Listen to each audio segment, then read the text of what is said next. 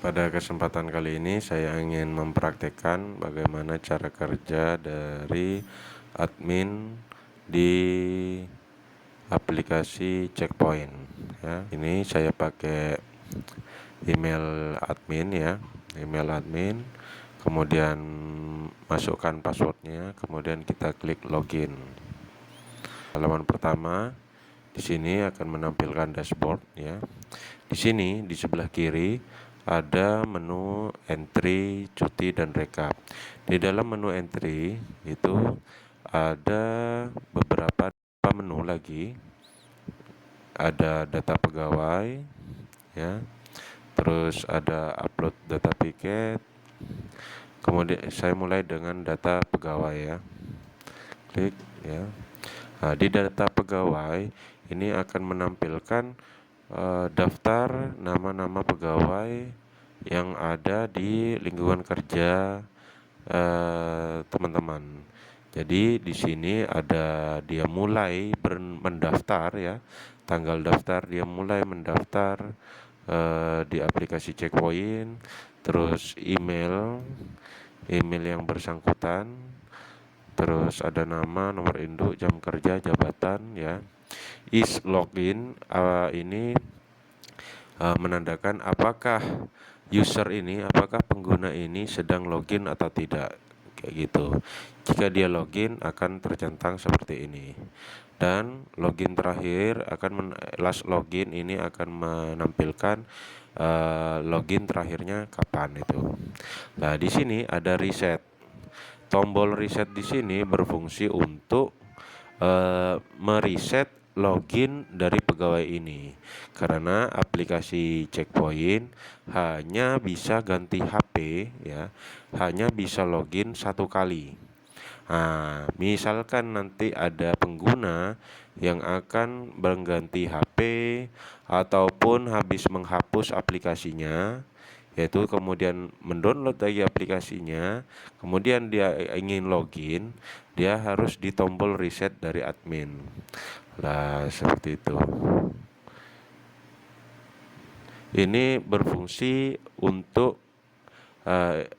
bermanfaat untuk agar pengguna itu tidak gonta-ganti HP seperti itu ya. Kemudian ini upload data piket. Jadi untuk teman-teman yang jadwal piketnya itu shift pagi, shift malam, shift siang kayak gitu, piket itu diupload dalam bentuk Excel. Nanti admin itu sebelum bulan berikutnya berjalan itu data Excelnya itu jadwal piketnya sudah diupload ke sini, kemudian disimpan kayak gitu. Nanti untuk format template Excelnya nanti kami sertakan di sini juga. Kami lampirkan agar formatnya itu apa saja, seperti apa templatenya. Kemudian menu batas absen ini, jadi check in early. Jadi ini maksudnya sebelum jam kerja dimulai, pegawai itu bisa check in 30 menit sebelumnya kayak gitu. Jadi misalkan jam kerja dimulai jam 7, maka dia akan bisa check in mulai dari setengah 7 kayak gitu. Mulai dari setengah 7. Kemudian ini check in late. Check in late ini berfungsi kapan pegawai ini bisa terakhir ngabsen untuk absen masuk. Jadi absen masuk itu misalkan jam kerja dimulai jam 7. Nah, di sini tertulis tertera datanya itu 60 menit, satuannya menit semua ya. 60 menit, maka pegawai setelah 60 menit dari jam 7 yaitu jam 8, dia sudah tidak bisa ngabsen masuk seperti itu. Nah, terus ini check out early. Check out early ini dimaksudkan untuk misalkan pegawai itu pulangnya jam 2. check out early, jadi dia mau pulang duluan. Nah, kalau mau pulang duluan, maka ini bisa diatur absennya mulai dari jam 1, karena check out early dari 60 menit kurang dari jam 2 itu jam 1 siang. Jadi check out early-nya bisa diizinkan 60 menit. Jadi ini nanti tergantung admin masing-masing unit kerjanya ya. Yaitu. Terus check out late ini maksudnya dari jam pulang, jam berapa dia terakhir absennya.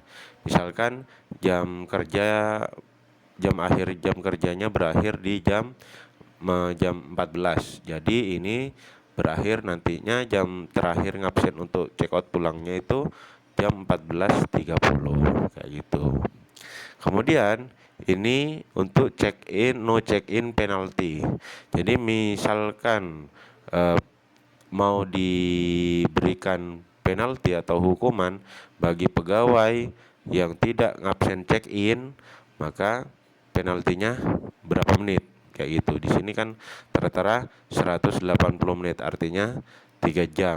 Jadi misalkan ada pegawai yang tidak check in, maka akan dihitung sebagai suatu keterlambatan sebanyak 180 menit kayak gini. Terus ini check out penalti.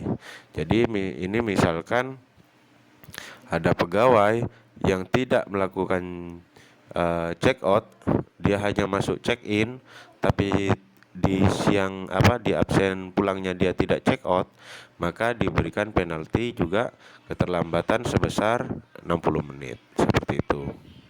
Kemudian berikutnya yaitu menu data kantor, yaitu di sini ada nama kantor dan alamat kantor. Ya, itu saja kalau ini. Kemudian untuk lokasi absen. Nah, ini berfungsi sebagai untuk memasukkan data lokasi-lokasi absen yang diizinkan oleh admin kayak gini. Ini ada di balai desa, ada di Ponkesdes, ada di balai desa, ada di Pustu, ada di puskesmas ya. Ini mengisi dari latitude dan longitude dari Google Map kayak gitu. Nah, ini kemudian ditentukan induknya itu di mana kayak gini. Contoh di Puskesmas Ganding, induknya di Puskesmas Ganding. Jadi nantinya semua petugas yang ada di desa ataupun di unit lainnya itu bisa ngabsen dua, bisa di Puskesmas induk dan bisa di desa. Nah, seperti itu. Ini tombol untuk mengedit, ini tombol untuk menghapus. Ini kalau mau menambah lokasi bisa klik tambah lokasi kayak gitu. Kita beri nama tempatnya apa, kemudian latitude-nya itu berapa, longitude-nya berapa, apakah kantor induk ya atau tidak. Kalau diberikan ya, artinya nantinya semua pegawai bisa ngabsen di sana, bisa ngabsen di 2 tempat, bisa di induk dan bisa di desa.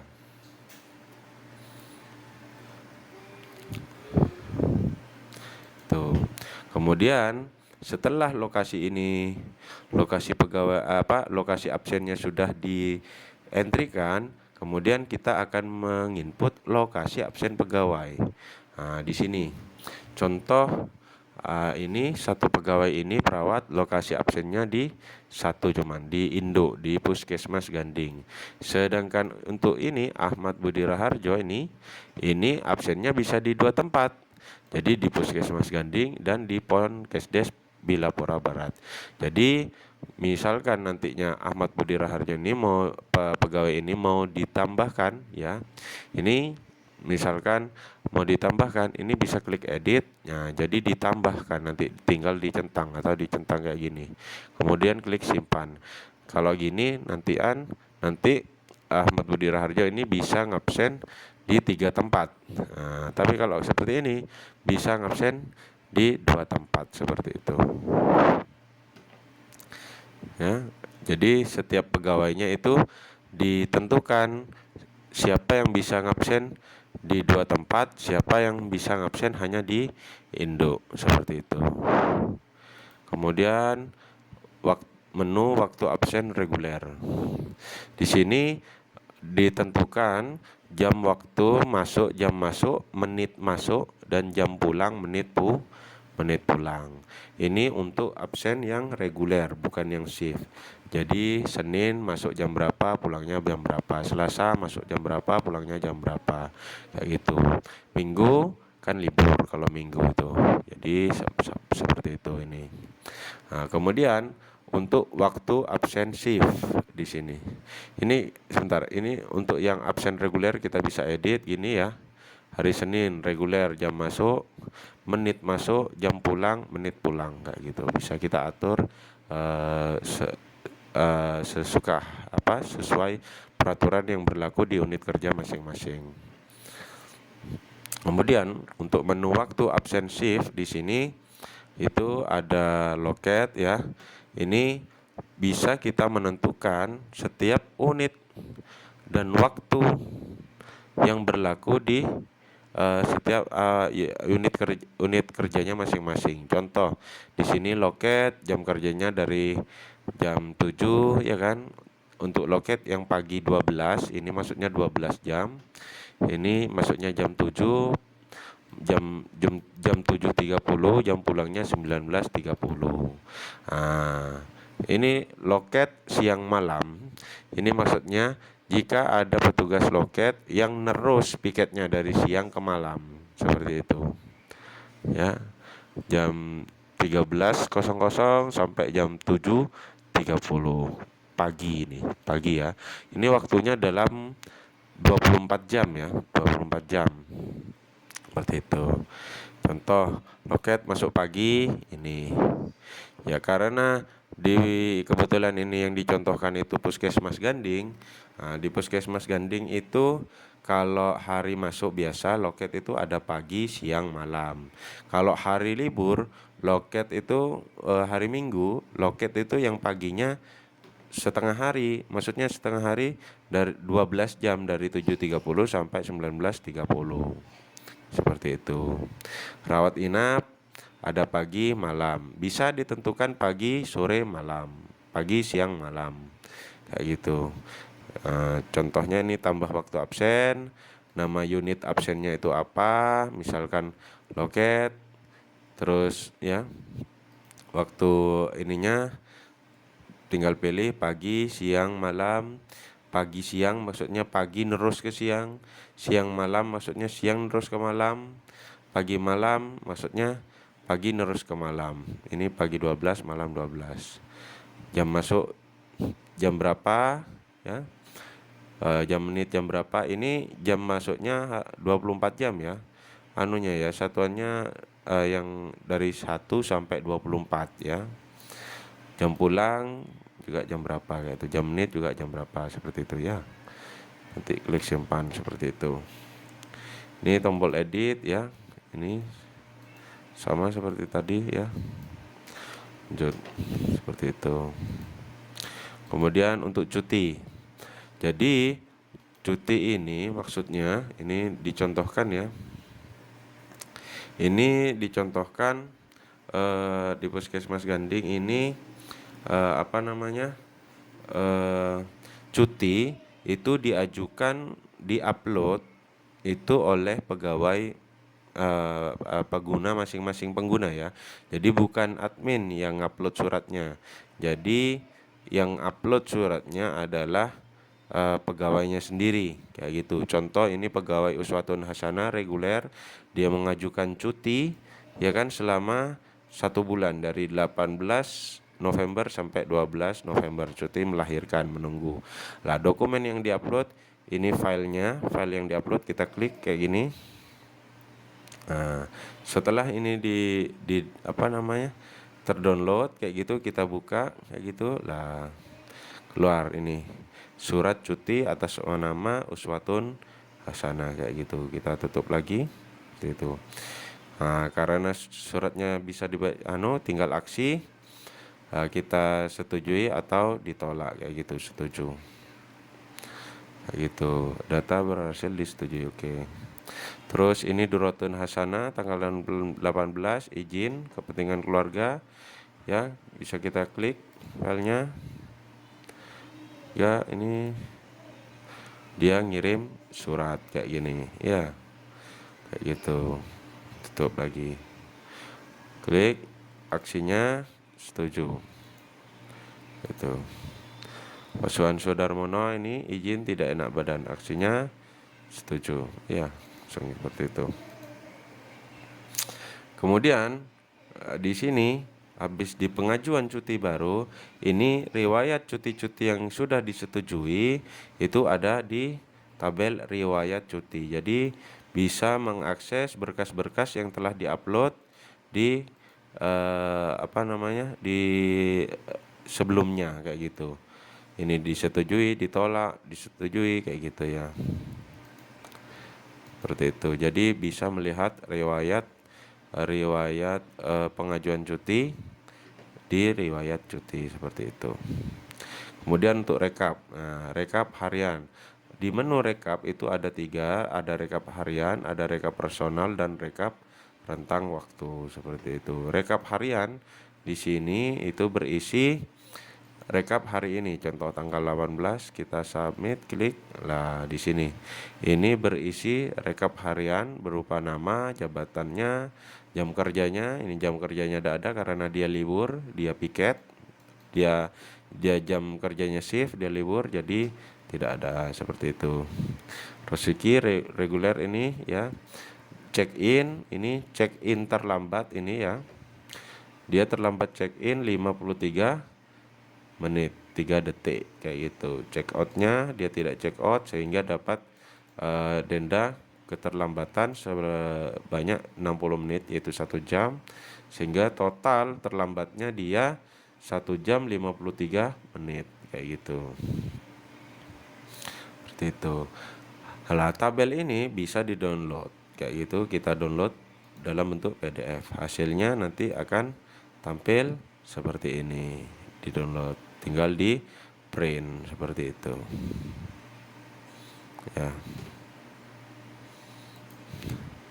Nah, sedangkan untuk rekap yang personal ini akan menampilkan dari tanggal-tanggal tertentu atas nama pegawai tersebut. Contoh, kita akan menampilkan dari Ahmad Budi Raharjo, misalkan kita setting tanggal dari tanggal 1 sampai tanggal 18 hari ini. Kita submit kayak gini.